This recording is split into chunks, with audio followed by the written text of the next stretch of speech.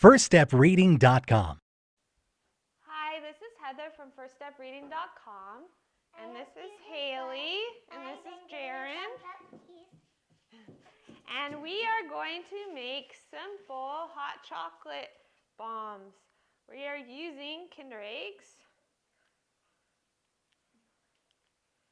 And we're going to carefully break it in half at the seam. Toy out and fill it first with hot chocolate. So which package do you want? Working on half of our egg because we have to close the other half. So one half of the egg we're keeping blank, and the other half we put some hot chocolate, and we're gonna add M&Ms or sprinkles, some mini marshmallows, and then we'll seal it while our pan is heating.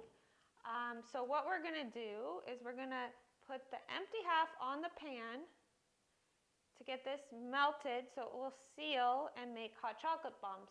And then you can either use boiling milk or boiling water.